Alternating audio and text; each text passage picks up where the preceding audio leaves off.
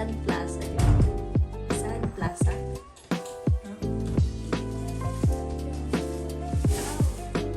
Paano yun? Yeah?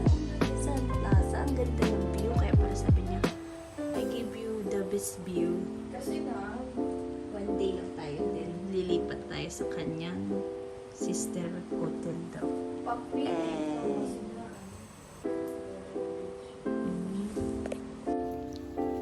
Day 4! We are here at Sapa, Vietnam. Outfit check.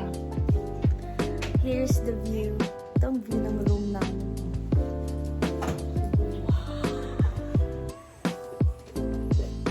Medyo foggy lang. Pero kanina sayang kita yung ano. Kita ba? Lakad-lakad kami.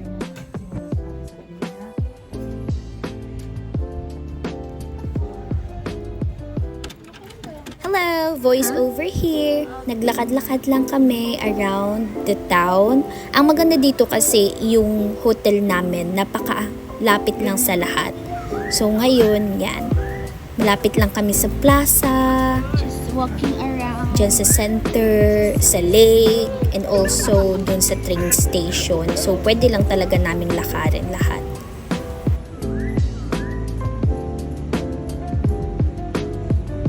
Ito na yung Sun Plaza.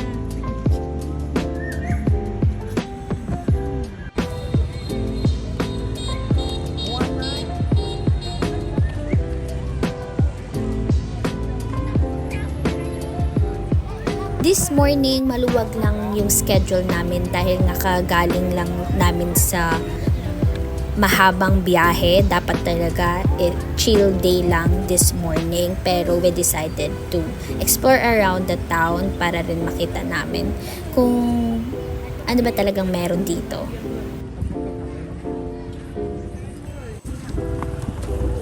And kahit nang aga-aga pa, this caught our attention kasi ice cream siya na umuusok. Sabi ni ate nilagyan lang daw yan ng nitrogen sa ilalim. That's why umuusok siya.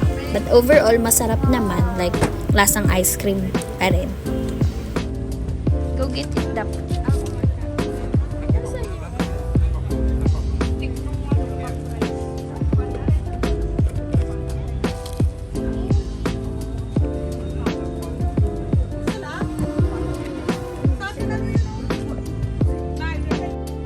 Nakabili agad ng palda. Change outfit muna si ate niya.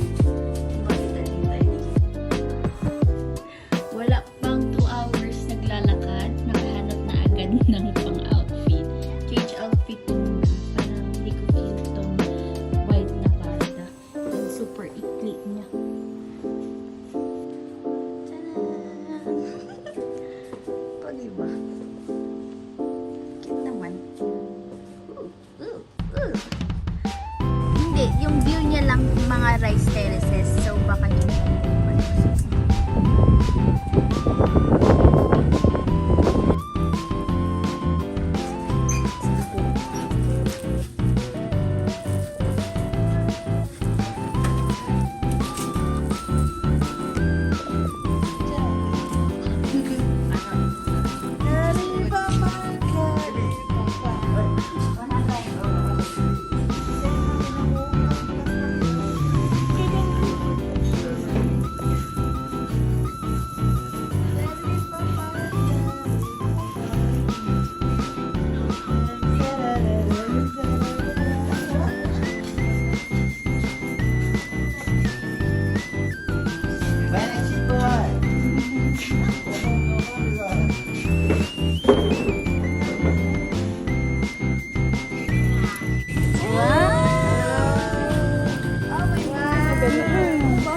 mga jari pop.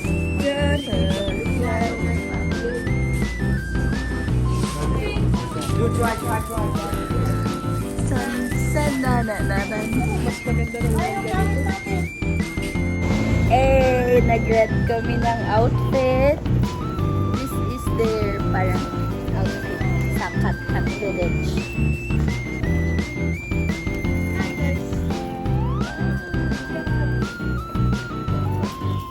Wow!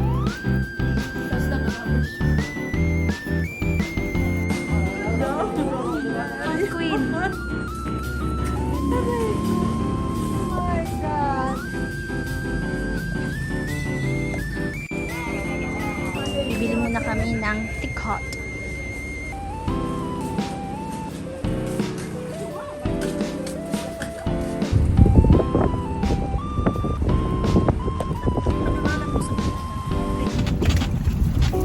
After namin bumili ng ticket, we took this cab papunta dun sa point sa Katkat Village. Mas mura yung cab kesa mag-individual kami na motor riders. So, yan. Thank you. Electric car 10,000 down, 1%.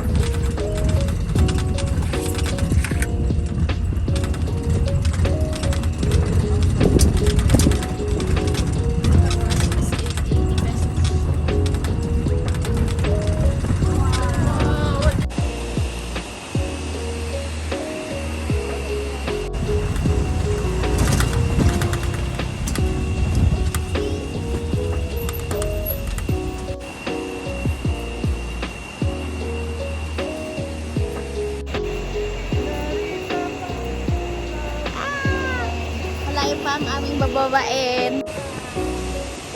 Medyo malayo pa pala yung lalakarin namin pababa. Pero slay pa rin. Dahil tuwang-tuwa kami sa mga outfit namin. Caring-carry lang. Good luck na lang sa pag-akyat namin mamaya.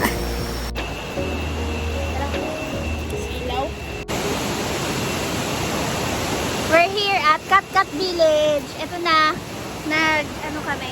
Di ba nag-rent kami kanina? Sabay, nag-take pictures na kami, ganyan-ganyan. Medyo mainit. Kasi makakapal tong ano. Pero okay lang, slay pa rin. Slay! First time I heard about Katkat Village without researching it, kala ko madaming cats like pusa dito.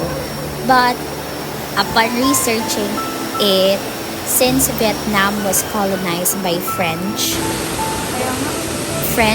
named this village Kat, kasi meaning nun sa kanila ay beautiful waterfall or beautiful scenery.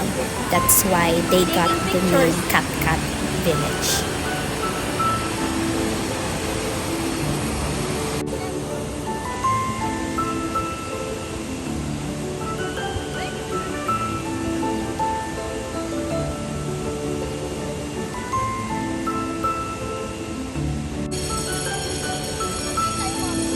Sa taking pictures. Mama! Tapa, close up.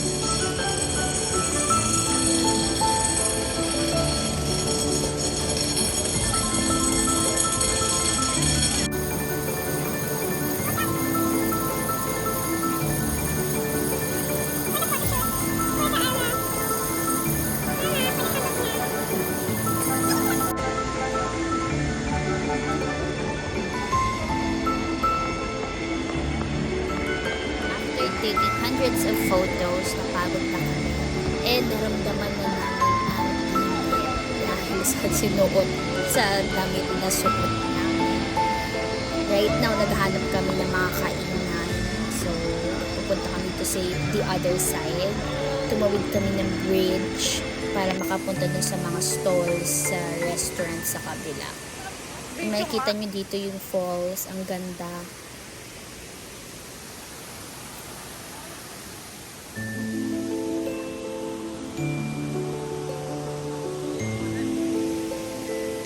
That's about it. Kumain kami and then nagtambay ng onte para magpahinga at hinanda namin sarili namin sa pag-akyat dahil super nakakahingal. Kung gaano kahaba yung binaba namin, ganun din kahaba ang iaakyat namin.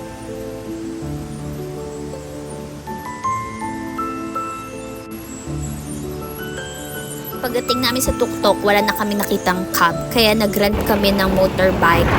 Tigi-isa kami. Medyo nakakatakot kasi makikipis lang yung daanin, ang bilis nila magmotor. And talagang bangin na yung kasunod, kaya medyo nakakapaba pero enjoy naman. Hey! Naglalakad-lakad kami dito sa City of Sapa. Pupunta kami sa lake. Or Pakita mo. Pakita mo yun. Hindi pa naman yung lake. Ay, hindi yan lake. Mamaya pa kayo pupunta sa lake. Ngayon, dito lang sa fountain. Yan. Madam.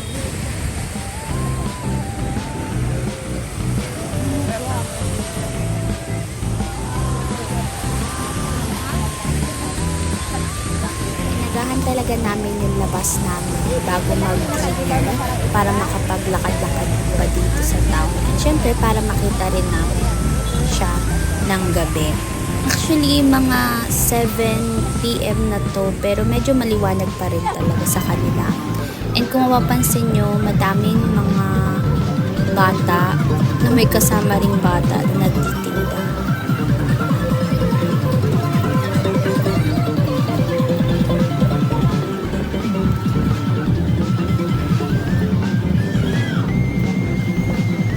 Tumikim rin kami nitong parang hopya nila. Masarap naman. And then, continue ulit sa paglalakad papunta sa Sapa Lake. Sabi nila ang Sapa Vietnam daw is parang Switzerland or Europe of Asia.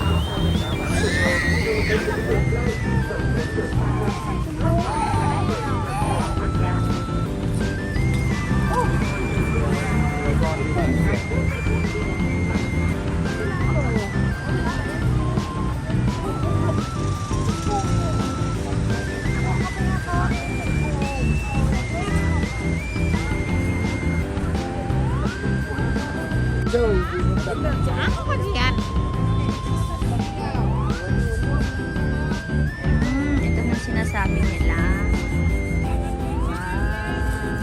Dahil sabi nila ang Sapa daw is Switzerland of Asia dahil sa view na to. Ang ganda naman niya, in fairness.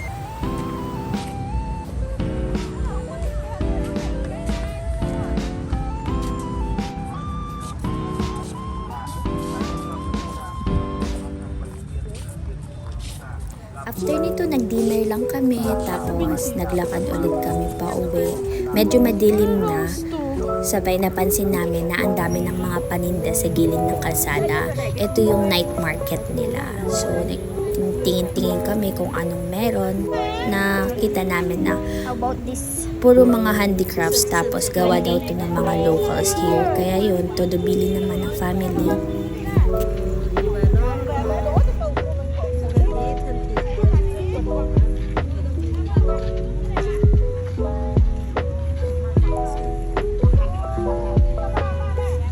Oh, this is pink.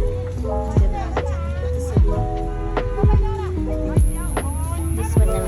After mamili, sumilip lang kami sa plaza kasi may mga ibang shows.